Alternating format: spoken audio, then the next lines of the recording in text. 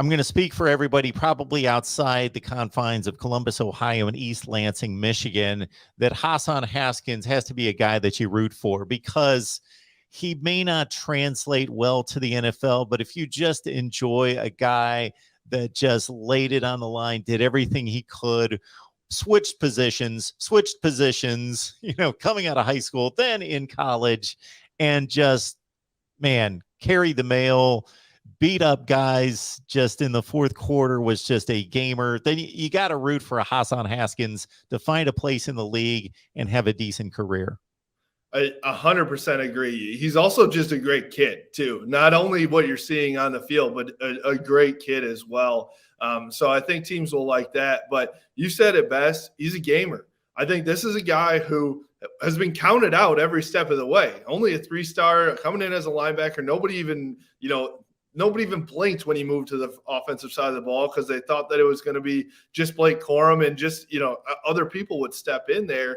But he really became that number one back towards the stretch of Michigan's best season in the last 2 decades. So you can't count him out. And so I could see him coming in and, maybe he finds a spot as a third down back. There were so many times this year for Michigan where they needed a yard or two and he was stopped in the backfield and somehow makes it happen. So I think that although he, again, is not going to be a sexy pick for anybody because he isn't ginormous, he doesn't have bursts of speed, but he somehow makes it happen. He gets things done.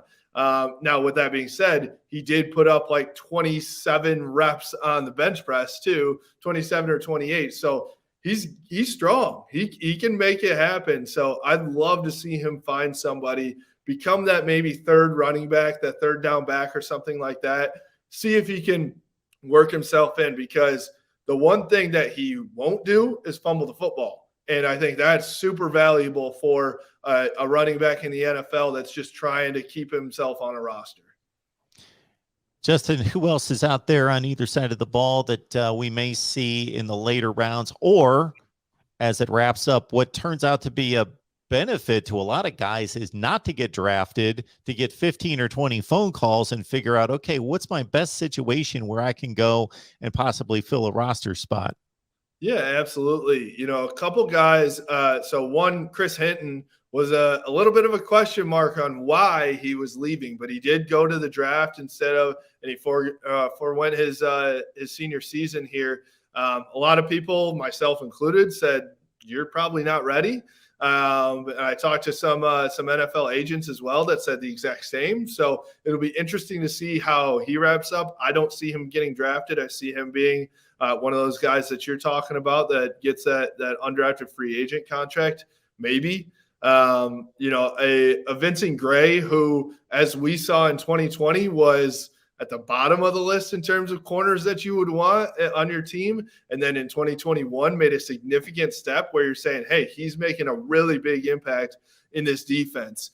So I wonder if you go from Don Brown's defense in 2020 for Vincent Gray to Mike McDonald's more NFL style, and he excelled in that. Maybe that translates well for him in the NFL. I don't know. So I could see him being picked up in the undrafted as an undrafted free agent as well. One of the last guys or last two guys here, Josh Ross, linebacker, he would, if he's in the Wonderlic test or whatever test they're giving these days, he will interview really, really well. Senior captain, checks all those boxes, but I just don't know if Josh Ross is athletic enough to play at the next level. He was always a little bit of a step slow, even though he's a fantastic run defense linebacker too.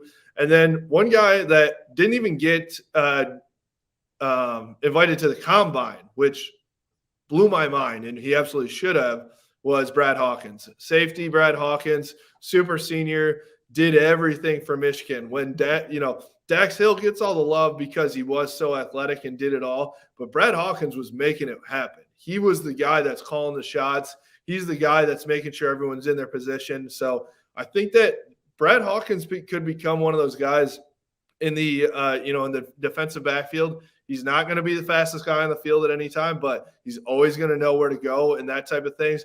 I don't think people understand the NFL how smart these guys have to be. The playbooks are unbelievable to try and to comprehend and remember all that stuff. And so you can have the most athletic person in the world, but if they can't grasp the playbook, they aren't going to play.